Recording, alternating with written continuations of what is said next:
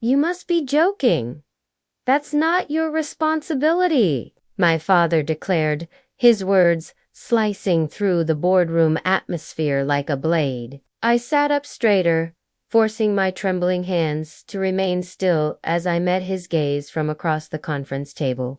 Dad, with complete respect, I responded in a measured tone. I wouldn't suggest this course of action unless I truly believed it represented our company's optimal strategy. His face grew stern, yet I maintained my position. This was my opportunity, and I refused to let it escape me.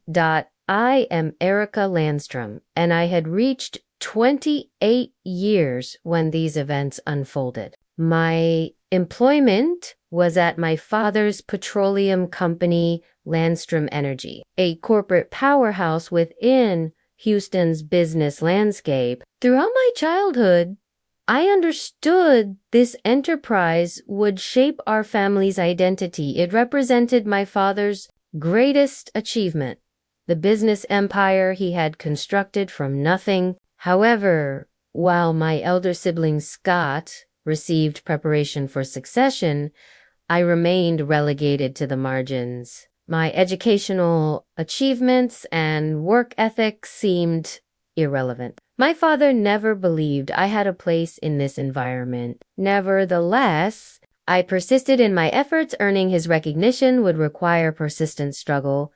Upon joining Landstrom Energy initially, I anticipated challenges. My father established clear expectations from day one that my role served more as accommodation than essential need. You may become part of the company, he stated while reclining in his executive chair, but expect no special treatment due to our family connection. Demonstrate your worth. At that point, I was 22, recently graduated with my business administration degree, and enthusiastic about learning. Starting from entry-level positions didn't concern me. I desired that experience. I held the conviction that sufficient dedication could prove to my father that my presence wasn't solely due to family name. My initial months involved comprehensive learning about every company aspect, from the demanding refinery operations to crucial boardroom negotiations. Yet, regardless of my effort, my older brother Scott's influence always loomed. Unlike my ground-up beginning, Scott received an executive position immediately after business school completion. Despite lacking hands-on experience, while I handled reports and shadowed middle management, he participated in board discussions that would influence the company's direction for years ahead. The whispered criticisms from half the executives regarding his qualifications didn't seem to affect him. Being my father's favored son provided all the validation he required. Most evenings found me working late, studying financial documents and industry information, absorbing every detail possible. My increasing knowledge revealed that Landstrom Energy wasn't as invulnerable as my father and Scott believed. The petroleum market was evolving, and our company lagged behind. We depended excessively on deteriorating infrastructure and obsolete methods, disregarding the increasing emphasis on environmental responsibility and innovation. During one team meeting, I raised this concern, proposing increased investment in renewable energy research. Scott mocked, leaning back with an arrogant expression. This is the oil and gas industry. Erica, you can't simply attach solar panels to drilling equipment and claim innovation. The room's laughter made my face flush, but I stood firm. I'm not suggesting we abandon petroleum, I responded steadily, but the marketplace is evolving, and without adaptation, we'll lose our competitive edge. We must consider long-term prospects. My father observed this exchange silently, his expression revealing nothing. When the meeting concluded, he offered no comment. But later that evening, my inbox contained his email requesting a comprehensive renewable energy trends analysis. Though modest, this marked the first acknowledgement of my concepts. It represented a small victory that I treasured. This email became my opportunity, a chance for some. I dedicated weeks to data compilation, market analysis, and expert interviews. Every available moment went toward that report. When I finally presented it to my father, my hands trembled slightly. He accepted it with minimal reaction, scanning the pages with a concentrated expression. "This demonstrates thoroughness," he eventually remarked, looking up at me. "I'll examine it more closely and provide feedback." While not enthusiastic praise, it encouraged my continued efforts. Weeks elapsed without communication. I convinced myself he had discarded the report among forgotten documents. Then I overheard him referencing some of my recommendations during a board meeting. He didn't acknowledge my contribution naturally, but his use of my ideas felt like progress. For the first time, I sensed having some influence at Landstrom Energy. Though limited, it was a beginning. I understood I couldn't stop there. Continued persistence, self-proof, and earning my position in a company never intended for me remained necessary. Throughout the following 6 years, I worked beyond what seemed humanly achievable. Promotions came with difficulty. Each advancement required battle, while Scott effortlessly moved into new positions handed to him without effort. I fought for every opportunity, repeatedly proving my capabilities. By age 25, I led smaller projects, managed budgets, and established recognition among younger executives. The work itself wasn't the only challenge. I had to master the unwritten conventions of a male-dominated field. Being both female and my father's daughter meant every error received magnification while every achievement faced minimization. However, I learned to let my performance demonstrate my value. At 28, I had achieved a senior operations division position, supervising some of the company's most vital projects. While not the pinnacle, I could sense its proximity. Meanwhile, Scott had done little to warrant his rapid advancement. His decisions often lacked foresight, prioritizing immediate profits over sustainable growth. The flaws in his leadership became increasingly obvious, but my father either remained blind to them or refused acknowledgement. Thus, the power structure persisted until the day everything changed. This brings us to my stories, beginning the moment I finally confronted my father in that conference room, challenging his authority for the first time and initiating events that would transform everything. The boardroom tension was overwhelming as I concluded presenting my proposal. My father sat at the table's head with crossed arms, his expression unreadable. Scott, conversely, appeared ready for an outburst. "This is absurd," he erupted, striking the table with his palm. "You cannot seriously believe Erica's concept surpasses mine."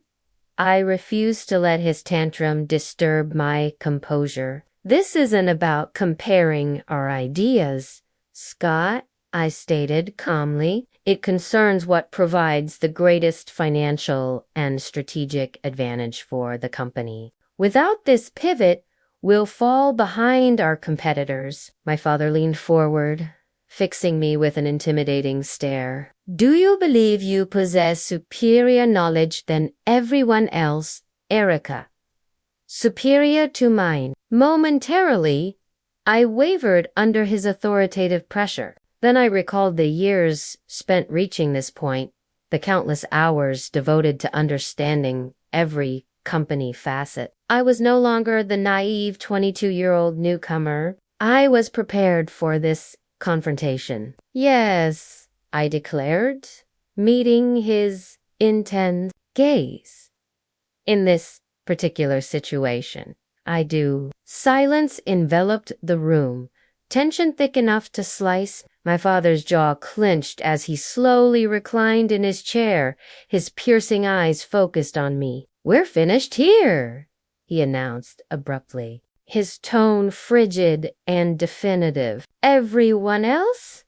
You may leave." Scott pushed back his chair, a smirk forming at his mouth's corner. "Best of luck, little sister," he muttered while passing me, his tone dripping with contempt.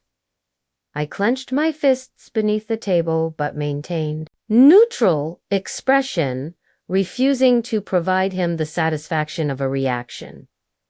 As other executives departed, I remained seated, my heart racing. When the door clicked shut, my father leaned forward, resting his elbows on the table. For an extended moment, he simply stared at me, the silence stretching uncomfortably. "Do you comprehend what you're requesting, Erica?" my father said, his voice sharper now, almost a snarl. "Do you understand how it appears when you challenge me before the entire team?" I held my position despite his tone sending chills down my spine. "Dad, with complete respect, within this building, I'm not your daughter. I'm a Landstrom Energy executive. In this room, I prioritize the company, not vanities or egos." His eyes narrowed, and momentarily, I thought he might explode. Instead, he leaned back, shaking his head. "You believe this concerns ego?" he said, his voice quieter but still. "It's about understanding your position. I built this company from nothing, and I won't allow you to undermine that with your need for validation." I took a deep breath, forcing composure. "I'm not attempting to undermine you," I said, keeping my voice steady. "I know this company's importance to you. It means equally much to me. That's why I spoke up, because without adaptation, without forward thinking, everything you've built faces risk." He observed me for a long moment, his expression unreadable. Then he released a slow, measured sigh. "You're bold, Erica. I'll acknowledge that. But boldness doesn't always equal wisdom." He stood, indicating the conversation's end.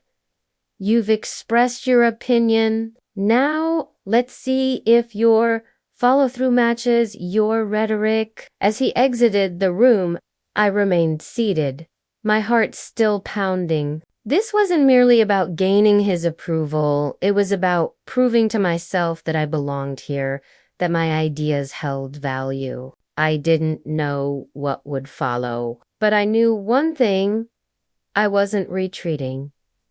Later that afternoon, I found myself opposite Rebecca Morgan, one of Landstrom Energy's few women in senior leadership. Rebecca had always been someone I respected from a distance, sharp, strategic, and esteemed in an industry that didn't welcome women warmly. If anyone could understand my challenges, it was her. "So," she said, reviewing my proposal pages, her perfectly manicured nails tapping lightly on the table, "you're proposing simultaneous refinery overhaul and renewable energy investment. Bold, expensive, and necessary." I replied that the refineries are losing money due to inefficiencies we cannot sustain. Regarding renewables, if we don't begin positioning ourselves now, we'll be playing catch-up in 10 years. She glanced up at me, her expression unreadable. "You're not incorrect," she finally said. This represents the forward thinking this company requires. But Erica, I leaned forward, sensing an objection I wouldn't appreciate. This place, she continued, lowering her voice slightly, isn't designed for women like us. You're intelligent, ambitious, and well-prepared, but that's not always sufficient here. Landstrom Energy operates as an old boys' club. You can possess the room's best ideas, and they'll still dismiss you if they feel threatened. I understand that, I said quietly, but if I don't advocate for this, who will? The numbers are clear. They may ignore me now, but they cannot ignore facts indefinitely. Rebecca nodded slowly, a small smile appearing at her lips' corner. You possess courage. I'll grant you that. And you're correct. This company needs change. If you want my counsel, don't let them see you waver. Be relentless. It's exhausting, but it's the only method. Her words lingered as I left the meeting. I knew Rebecca was right.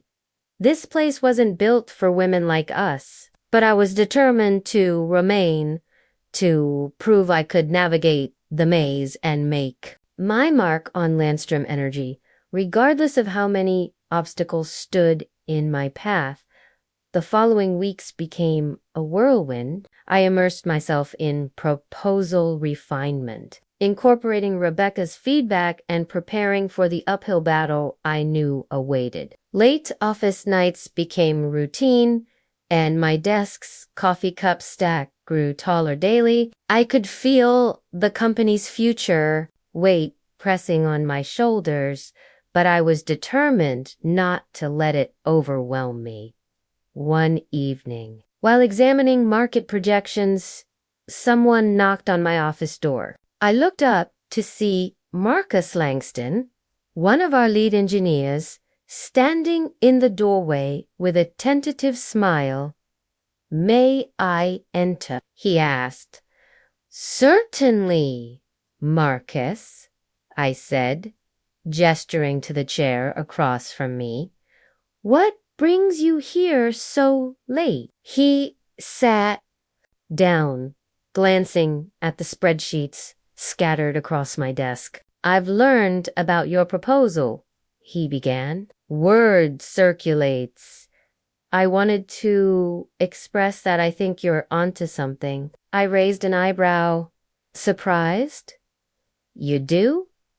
He nodded definitively. "Absolutely. The industry is transforming, and we cannot continue operating the same old way. I've been developing some green technology initiatives independently, but they've never gained traction with upper management." "Tell me more," I said, intrigued. We spent the next hour discussing his concepts, methods to reduce emissions, improve efficiency, even integrate renewable energy sources into our operations. For the first time in a long while, I felt genuinely excited. Here was someone who not only understood the challenges, but also shared my vision for the future. "Why haven't you presented this to my dad?" I asked.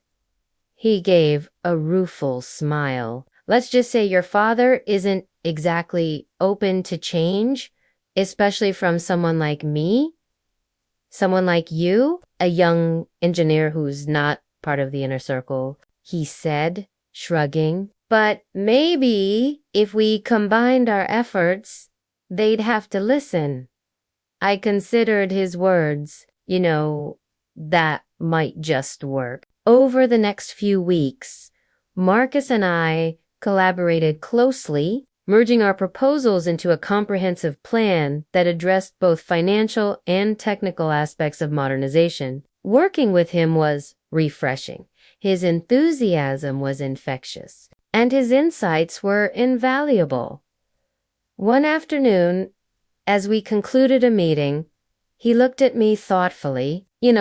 Erica, you're different from most people here. Is that positive? I asked, smiling. It's very positive, he replied. You actually care about making a difference. I felt warmth spread through me. Thanks, Marcus. That means a lot. As our professional relationship deepened, so did our personal connection. We began having coffee together, sharing stories about our lives beyond work. He was easy to talk to, and before long, I found myself anticipating our conversations more than I cared to admit. But as things progressed, so did workplace challenges. My father remained skeptical, and my brother was openly hostile. At a family dinner one Sunday, my father barely acknowledged me, focusing all his attention on Scott's latest golf tournament victories rather than any business matters. Did you see the proposal Erica's been developing? My mom asked, trying to include me in the conversation. My father waved his hand dismissively. It's ambitious but unrealistic. We have established methods that work. I felt a familiar pang of frustration. Dad, with all due respect, clinging to old methods won't sustain us long term, I said.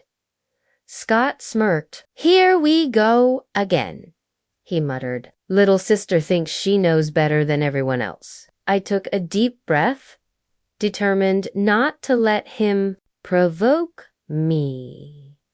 I'm simply suggesting we explore options that could secure our future. My father set down his fork, looking at me sternly. Enough, Erica. This isn't the appropriate time or place. I looked around the table, seeing tension etched on everyone's faces. It was clear that no matter how hard I tried, I remained the outsider in my own family. Later that night, I called Rebecca. I don't know how much more of this I can endure. I confessed. It's like talking to a brick wall. Change is never easy, she replied gently, especially in a place like this. But remember why you're doing this? It's not just for them. It's for everyone who depends on this company, including all the employees whose livelihoods are at stake. Her words resonated with me. She was right. This was bigger than my family's approval or my own ambitions. It was about making a real difference. The next morning, I scheduled a meeting with the board of directors. If I couldn't reach my father directly, maybe I could appeal to those who had a vested interest in the company's success. With Marcus and Rebecca's support, I presented our comprehensive plan, laying out the data, projections, and tangible benefits. When I finished, there was heavy silence. Then one of the board members cleared his throat. This is impressive, he admitted. You've given us much to consider. My father looked displeased, but couldn't refute the facts laid out before him. Scott, on the other hand, was visibly fuming. After the meeting, my father called me into his office. You're pushing boundaries, he said sternly. Maybe it's time someone did, I replied. I care about this company as much as you do. I'm not trying to undermine you. I want to help secure our future. He studied me for a long moment. You're determined, I'll give you that. Does that mean you'll consider the proposal? I didn't say that, he cautioned, but perhaps it's worth discussing further. It wasn't a victory, but it was a step forward. As weeks turned into months, momentum began to build. The board approved a pilot program to modernize one of our refineries, and initial results were promising. Employees started to see the benefits, and even some of the more traditional executives came around. one evening. As I was leaving the office, I ran into my father in the lobby, heading home. He asked, "Yeah, it's been a long day," I replied. He hesitated before speaking. I wanted to say, "You've done good work. The board is impressed." I looked at him, surprised. "Thank you, Dad." He nodded, the slightest hint of a smile on his face. "Perhaps it's time we started working together rather than at odds." For the first time, I felt a genuine connection with him, a glimmer of the respect I'd been striving for. Later that night, I met up with Marcus to share the news. "Sounds like progress," he said, raising his glass. "Slowly but surely," I agreed. He looked at me thoughtfully. "You know, Erica, you've changed a lot around here, not just with the company, but with people like me who felt unheard." I smiled. "I couldn't have done it without you." He reached across the table and took my hand. "Here's to new beginnings," he said softly. As I looked into his eyes, I felt a sense of optimism I hadn't felt in a long time. Maybe, just maybe, things were starting to fall into place. As the months progressed, the changes we implemented at Landstrom Energy began to materialize. The upgraded refinery surpassed expectations, reducing operational costs and significantly improving efficiency. The pilot program's success silenced many board critics, and even Scott had stopped openly dismissing my ideas, though his disdain remained evident in meetings. My father, however, remained while he began including me in more strategic discussions, he still withheld full endorsement. I could sense his internal struggle, part pride, part stubbornness, as he wrestled with the shifting dynamics between us. For every step forward, there seemed always to be lingering hesitation on his part, as though acknowledging my correctness meant surrendering something fundamental. One day, Rebecca visited my office. "He's testing you, she said, settling into the chair across from my desk. "I figured as much," I replied, setting down the report I was reviewing. "But what more does he need to see?" "Results are results." Rebecca smiled knowingly. "It's not just about the numbers for him, Erica. It's about trust. You're proving yourself to the board, the employees, even the market. But to your father, this is personal. He needs to know you're not just capable of running this company, you're capable of carrying his legacy." I leaned back in my chair, letting her words sink in. "And how exactly am I supposed to prove that?" Rebecca stood, smoothing her blazer. "Keep doing what you're doing. Show him you're not here to take over, you're here to lead. There's a difference." Her advice stayed with me as I continued navigating the complex web of corporate politics and family dynamics. Slowly but surely, I began to notice subtle shifts in my father's behavior. He started asking for my input more frequently, occasionally deferring to my judgment in meetings. It wasn't a complete transformation, but it was progress.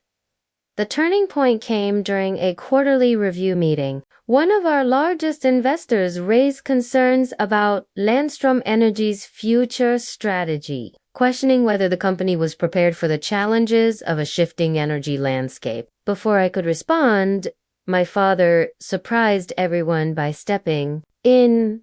"Erica has been spearheading initiatives to address exactly that," he said, gesturing toward me. "Her work on modernizing our refineries and exploring renewables has already shown promising results. I believe her vision is what will carry this company forward." The room fell silent, all eyes on him and then on me. For the first time, I saw genuine respect in his expression, not just for what I'd accomplish, but for who I'd become.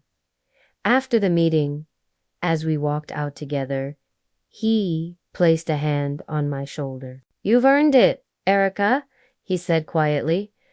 "Every bit of it." Those words stayed with me long after he'd left. They weren't a declaration of total approval or a formal passing of the torch, but they were a start. For the first time, I felt like I belonged, not just in the company, but in his eyes. That night, I sat with Marcus, recounting the moment. "So what's next?" he asked. "Next," I said, smiling, "I keep going. This isn't the end." A year later, everything had changed. The board unanimously approved the full-scale implementation of the modernization plan, and the company was on a trajectory of growth that few had anticipated. Investors praised the forward-thinking strategy, and Landstrom Energy began earning a reputation not just as a legacy oil and gas giant, but as a company with an eye on the future.